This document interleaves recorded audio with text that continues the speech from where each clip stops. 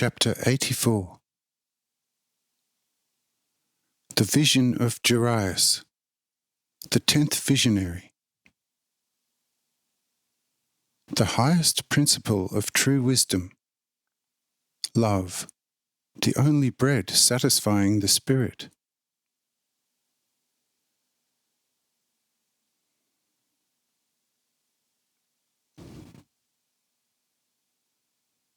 And Jairus promptly stepped forth, that is, before the high abbot, and asked him, "Dear Holy Father, behold, if I could arrange for my innermost to be turned outside, so that everyone could take part in my vision while I told it, there might hopefully be some faithful heart ready to grasp such unfathomable secrets.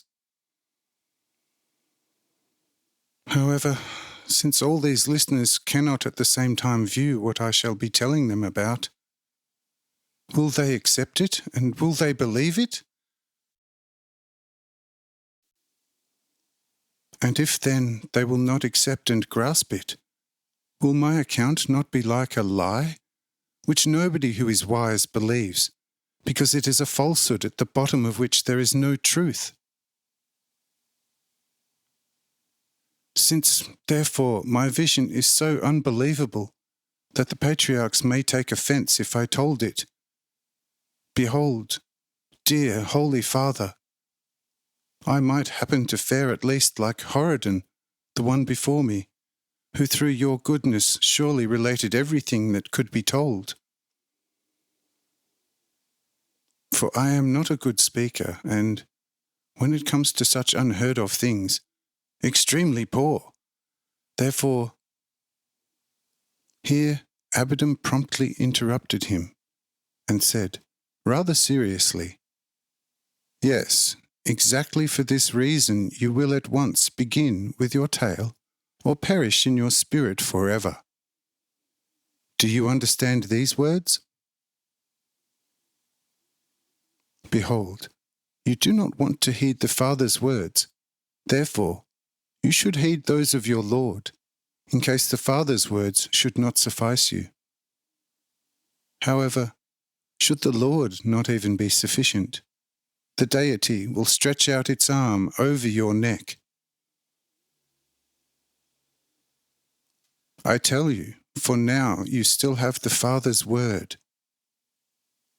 However, once the Lord's word comes over the idle servants, it will then be a terrible word. God's words are a thunder of judgment. Therefore, obey the Father's word, lest you fall into servitude and judgment. Tell and proclaim to all everything you saw within you. This is my will. Understand it well. Amen." Only now did Jairus wake up again, as from a dream, and weeping, asked Abbot's forgiveness for this his folly, for having been so utterly unable to realize instantly in his own heart who he is, who in his grace chose him for this task.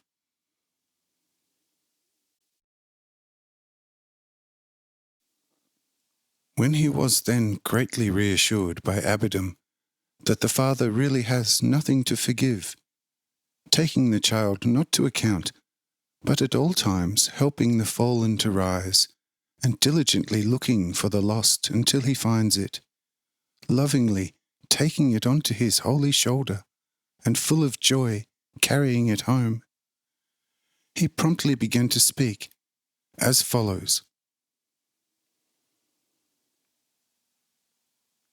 I was standing on a bright cloud. There I found myself when the light of my physical eye, destined for the earth, had disappeared, while another, brighter eye was opened within me. This was practically all I saw around me in the vast infinity. Above me there was nothing. Below me, and on the cloud on which I was standing there was nothing, and all around me there was nothing either.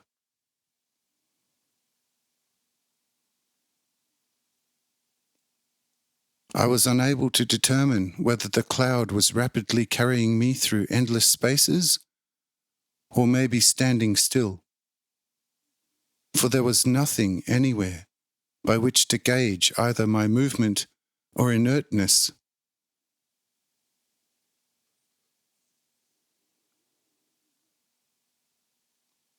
I had been standing there for a long time. Indeed, it seemed to me that I had almost spent an eternity in this state. This unbearable monotony finally resulted in my talking to myself as follows. What does that mean? Why am I standing on this flimsy support? I am already terribly hungry and thirsty. What could I ever bite off this scanty support? I am not meant to starve to death either, proof of this being the endless duration of this peculiar and miserable state. What shall I do here? What will I do? In this way I continued to talk to myself, saying, what if I tried to jump off this boring cloud, where I only suffer hunger and thirst? Yes, down into the endless depth. It should really not matter whether I perish in the course of eternities on this cloud, or cease to be during my fall into the depth of depths of infinity.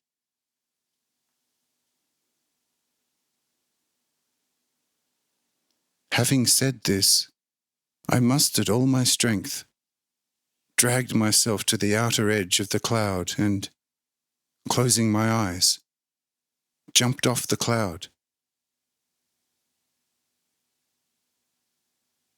A considerable time after my imaginary fall, I slowly opened my eyes, one after the other, and where was I? As before, on my cloud, hungry and thirsty. For I could no more stray from it than someone could stray from the earth out into the endless space of worlds and suns. When I saw myself thus imprisoned, a great thought came into my mind, and this thought was, God. And God was in this thought. Indeed, God, it is you yourself. And this is what I said. Who can think of you, Infinite One, unless you existed? But I think of you now, and you are, for me, wherever I think you to be, and are now present for me, but where I think you to be. For this thought is your word within me. Yet wherever your word is, you, too, are present. In the past, I did not think of you. Where were you then? Yes, you were also here, but you did not want to declare yourself. However, since you have now declared yourself through the thought of you within me, you are now also in person, here with me and within me.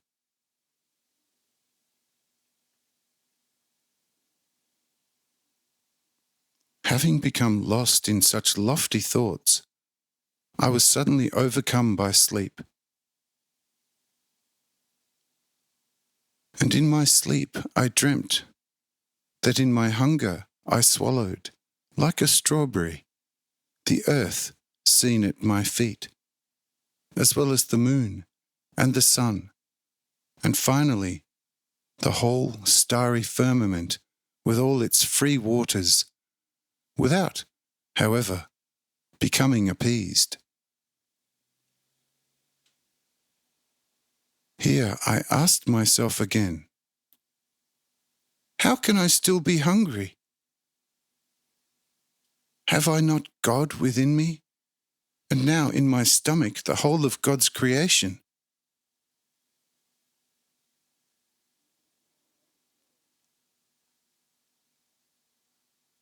Here I suddenly perceived out of the bright cloud carrying me the following words. Even though you were to swallow infinity and eternity in addition to what you have already swallowed, but were devoid of love, you would still hunger and thirst in eternity. For love alone is the true, satisfying bread, and the refreshing, living water for the whole of eternity and infinity.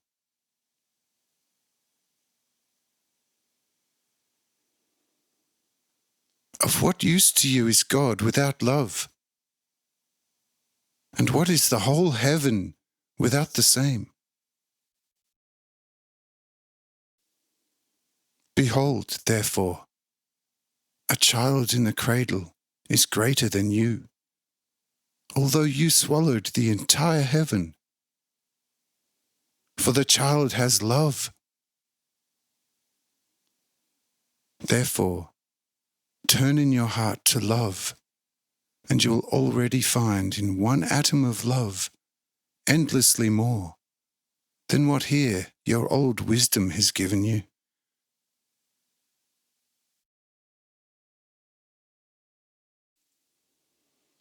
After these words, I again awoke and found myself here in the midst of the fathers, brothers, and children, and also before you, you holy, most loving Father. This is all I saw, felt, and perceived. So far, I understand very little of it, but I think He who gave me the vision will also add the light for all. To you, therefore, eternal gratitude and love for it. Your will. Amen.